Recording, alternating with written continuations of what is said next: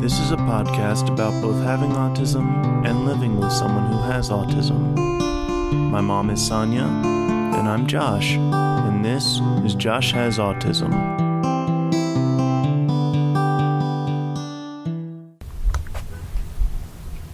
Hey everybody, welcome back. Hello. Yes, we're glad you're hanging out with us again. Yeah. Seems like it's been forever ago since we've done this. Really? It does to me anyway. Oh, you're just weird. Okay. That may be true. Yeah. So, yeah, to me it does. I guess because there's been a lot going on. Oh, yeah, yeah. So, probably because Nellie, your sister's dog, they brought a foster pup in, and Nellie is a little Westie who's always been just sassy and opinionated and bullheaded. Yeah. And she charged the foster pup, and the foster pup was bigger and stronger. And beat the crap out of her. Pretty much, around her neck. So she had to get rushed to the hospital. Yeah. To no stitches Yeah. And she started it. So anyway, that happened. And then just a couple days ago, same dog was out in the front with your sister. Couldn't put a collar on her, couldn't put a leash on her because she's got all these wounds around her neck. Right. So, but the foster and the other dogs in the house were in the back, mm-hmm. and the vet said to keep them separate so that the other dogs didn't lick her wounds. Right. So Bug goes out in the front with Nellie, the crazy Westie, and she goes over and gets hit by a car. You're laughing about this, but she looks fine. Yes, it was scary. I'm laughing now because she's okay. Yeah. But what a silly little girl. Like, she goes and gets hit. And then Haley was traumatized by this. Bug was traumatized because she heard the thump and then saw Nellie rolling. Yeah. And so we went over and all rushed her to the hospital again. Yeah, you said you've never seen me run out the door that fast. well, yes, that was funny because Maddie was here, the baby, mm-hmm. and we were feeding the baby, and we got the call, and Bug was hysterical, and I was grabbing my stuff, and your dad was coming, and I was trying to tell you, Josh, please finish feeding Maddie, but when I said Josh, you took off out the door. I wasn't even wearing shoes. No, I was just wearing socks. You just took off. Besides normal clothes, but. Right, sure, but faster than I've seen you ever move. So you and a family friend, she helped to keep an eye on Maddie while we were gone. But then that's just two things that have gone on this week. It's just been crazy. Oh my gosh, I can't even think of the other stuff, but that's the kind of week that Connor's it's been. birthday.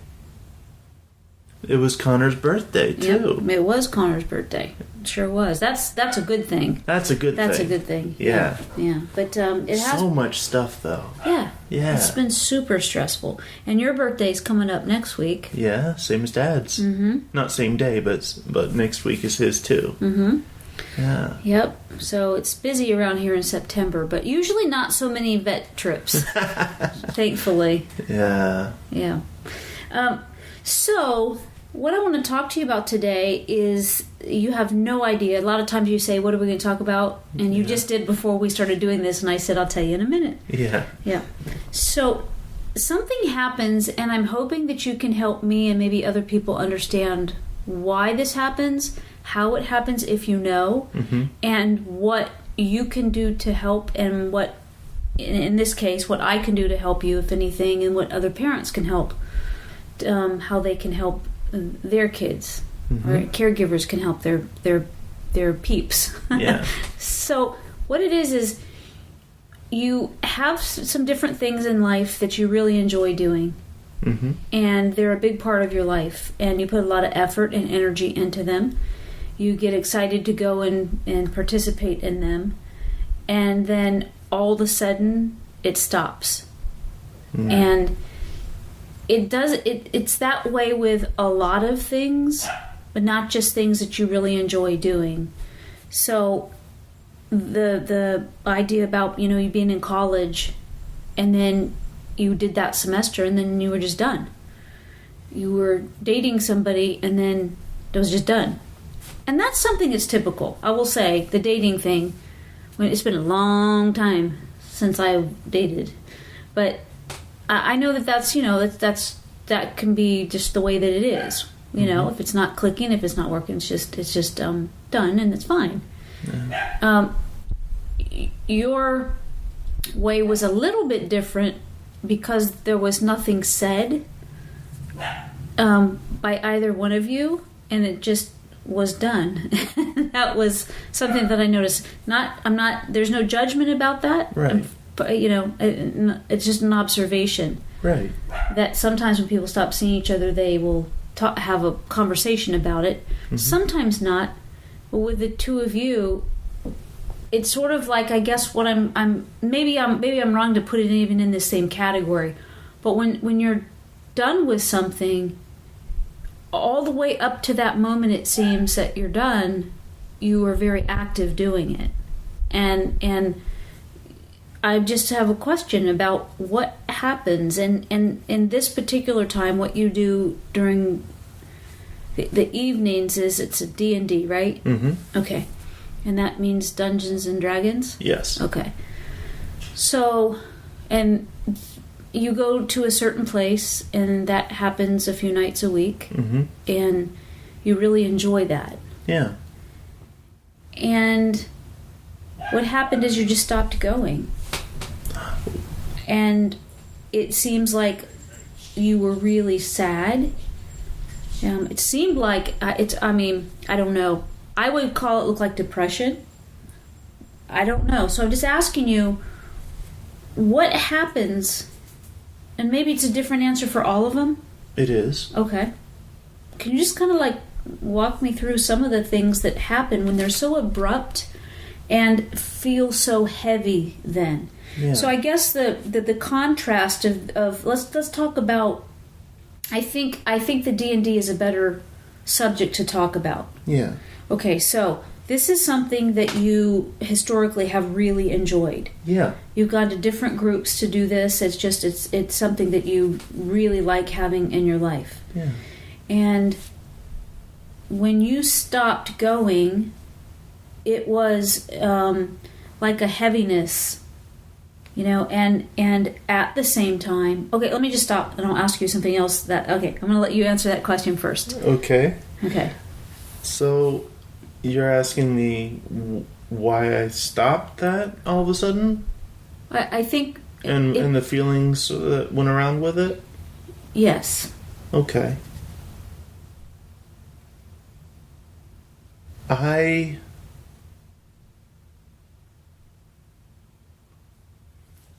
That was last week. Correct. And I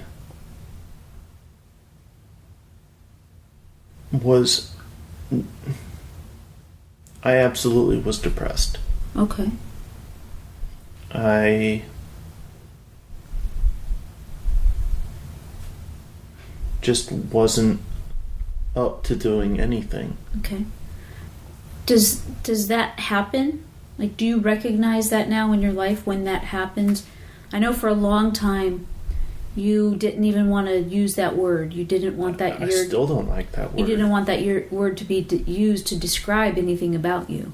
Right. And the fact that you just used it is helpful because we're having a conversation mm-hmm. about how you were feeling. Yeah. So I think I appreciate you using that word, even though I know that it's one that you don't particularly care for. Yeah. So thank you for that. I appreciate it. Yeah.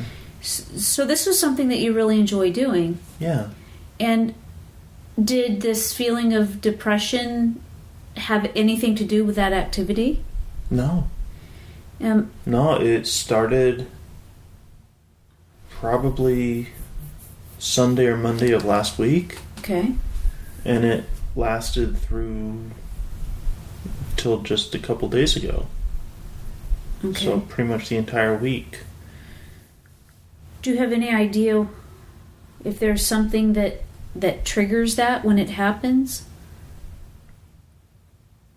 A lot of the times there is not a particular trigger.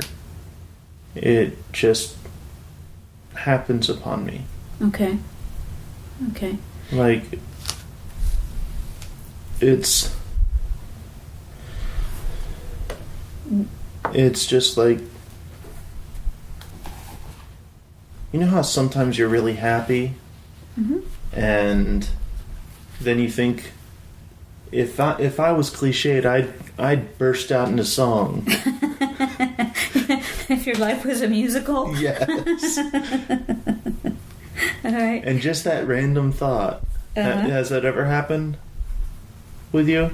Sorta. I know what you're talking about. Yeah. Well, that kind just like a feeling of elation. Yeah. Okay. Yeah. And it's like the antithesis of that. Sure. Right. Does it always feel the same as it's coming on?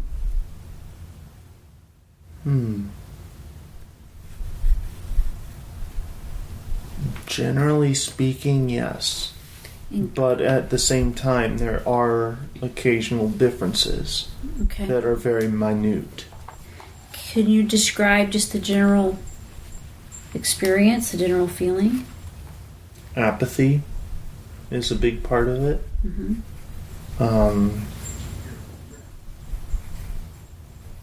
Not really wanting to do things that I find enjoyable.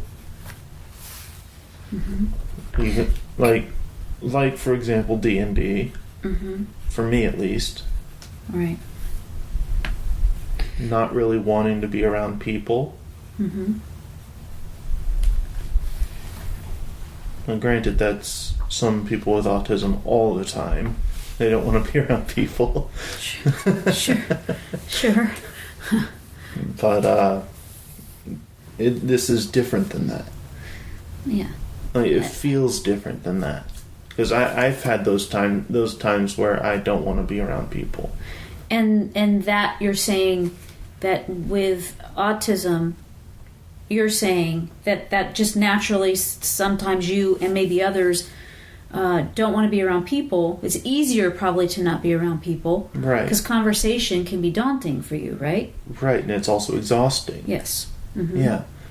And so when it's different than having to leave and recharge or something like that. Got it. It is very... what's the word?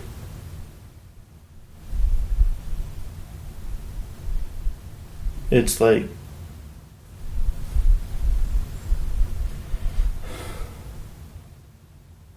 if I were to be around people, I would be more liable to... and here's another term I hate using, a phrase I don't like using. Shut down. Right. Is that because it would feel just overwhelming to have to be in an environment where there's a lot of activity? I would be completely overwhelmed with things, yes. Not just being in a social setting, but just I want to be left alone. And that sounds like you're describing autism symptoms that you've had in the past. Not wanting to just wanting to be left alone, to removing yourself from a situation, from people, from right. But this is even from things that I enjoy doing, and that's one of the big differences, is that usually if I don't want to be around people, there's still things I'd like to do, like play video games or something. But with this that happened last week and has happened before, I don't want to.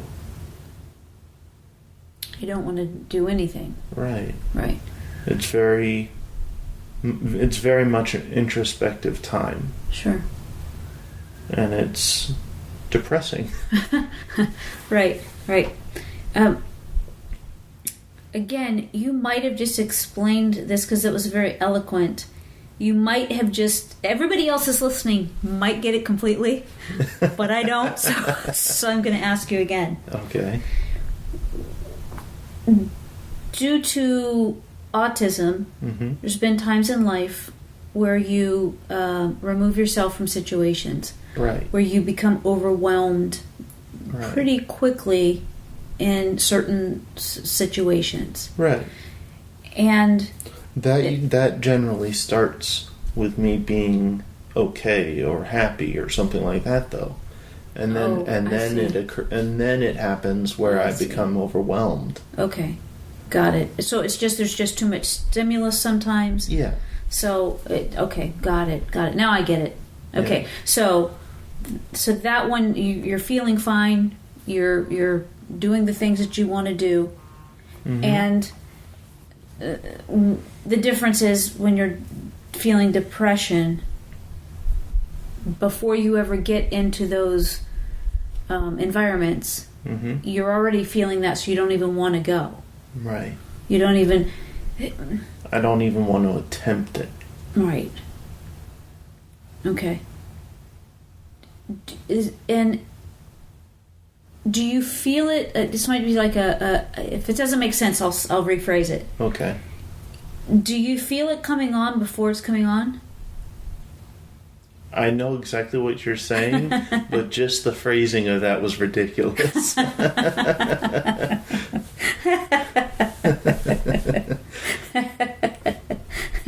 But I think it's a subconscious thing that I recognize it's coming on, but I don't really pay attention to it until it actually hits. Okay. And when it does hit, it hits pretty hard. Like a sledgehammer. Yes. And what's happened, not only did you not do those things this week, but the things that you had gotten into the groove of doing, your responsibilities around the house, your hygiene, you staying on track of what you need to take care of, those things fell by the wayside. Yeah. They didn't happen because you were feeling depressed. Yeah. And I understand that. And when you were asked to do something this week, was it overwhelming to have to do that, or did it help when you were told specifically things to do? If anything, I was actually kind of annoyed. Yeah, I saw that. I did not want to be bothered. I did not want to be doing things at all. Right. And even though I mentally knew I needed to do things, I was not up for doing anything. Right. Yeah. And so it was tough. Right. It was tough to try and do anything.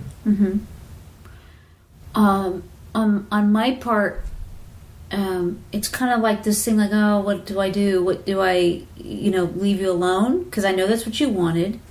At the same time, getting you out of your bedroom and at least outside to get some fresh air now and then was, whether it was lame or not, I don't know, but an effort to get you to experience something instead of just laying in your room. I don't know if that was helpful or if it wasn't, but I mean, like when I asked you to go to the store with me, I could tell that things were different because usually you're very talkative, and when songs come on the radio, you're singing away. Yeah. You're telling me how to drive. You're telling me where to park. Well, to be fair, I see the parking spaces before you do. Oh, you do. Yeah. Every time. You do. You're at the point at this point where you're just like, where am I going to park? Yeah, you said that the last couple of times. Yeah. Yeah. So you do function. I mean, you can function when you're feeling depressed. Yeah. And it seems like that's a bit different than the overwhelming feeling that you experience sometimes that's related to autism. Because when that happens, it seems to me that you really have, it's really very difficult for you to function.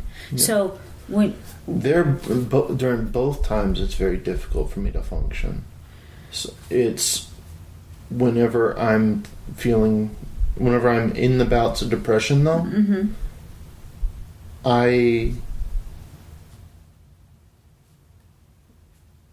It's not bursts of energy, because it's really not. Right. But you do have little portions of energy. That I then do things with, yes. Like mow the lawn or whatever, like mm-hmm. you were asking me to do. Right. Yeah. Mm-hmm. But even then, I don't want to be doing that. Sure. Not because it's mowing the lawn. I don't really care for doing that regardless. Sure. Right. All right. I understand. I don't either. Especially it's so hot. Oh my gosh, yeah. Yeah, it's pretty miserably hot here. Yeah. But because I just don't feel up to it. Right. What does your physical body feel like? Lead. Lead? And is that the case when it's related to autism as well?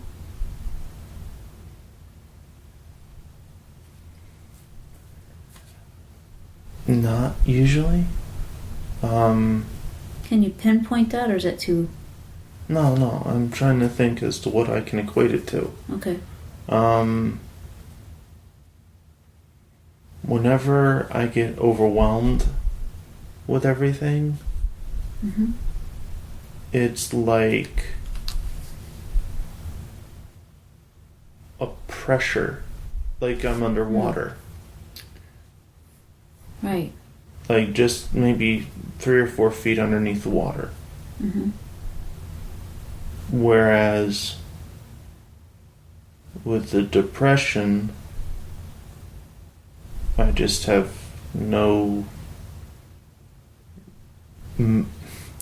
not motivation, but interest. Maybe no interest in doing anything. No will to do anything. Right. Okay. All right. So you're sort of starting to come out of that. Yeah. And I even told Haley today that I was hoping to go to D&D tonight. Oh. Yeah. Oh, I didn't know that. And then she asked me, "Do you wear a wizard's hat?" Because she even said she has no idea what people do whenever you play D&D. Yeah, I don't know. You've explained it to me. There's this funky shaped dice that you have. Yes. And it's somebody making up a story. And so I kind of, the best that I can come up with, like that I can imagine, mm-hmm. is that it's kind of like a theater, yeah. where something is being made up, and one person has the lead, and then all the other people are doing improv. That's a good way of putting it, but instead of having the lead, they're more the director. Okay. And they're the ones who also control all the other characters in the story. Okay. Whereas that was a good analogy, though. Oh, good. Yeah. I get some brownie points today. That's really cool. And so you're starting to come out of this, this depression, and it's helpful, I think, for you to be able to express and to put into words what it is that you experience, what that feels like, and the difference. Yeah. Because I didn't know sometimes. I can see that something happens when it's due to autism. I see that happening. Mm-hmm. That the depression, I usually don't see it happening. It already happened by the time I see that. Yeah. And so, is there any way that I could help you, or things that I could do or other parents because like when we're talking, hopefully it helps other people to know that what they can do, what they might try. Right. One thing I'd recommend not doing is really pushing to do something. Okay. Because it doesn't help. Sure. If anything, it makes it worse. Mm-hmm. Right.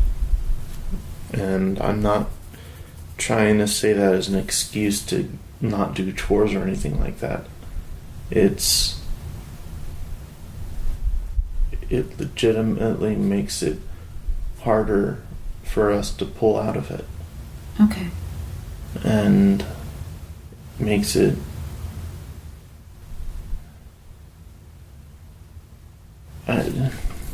it makes us stubborn almost. It makes you stubborn? No, yeah. The depression, it's almost like the depression digs its heels in. Oh, I see what you're saying. Okay. Well, what if there's something that has to be done? If you're feeling this depression and something that has to be done. Why would depression care if it needs to be done? I'm saying I understand that. That's my point. How do you handle that?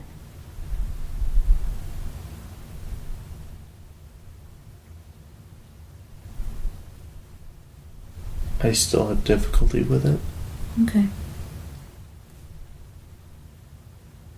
So it's not necessarily a matter of me handling it just yet. Mm-hmm. Because I'm still working on it. Yeah. Okay. All right.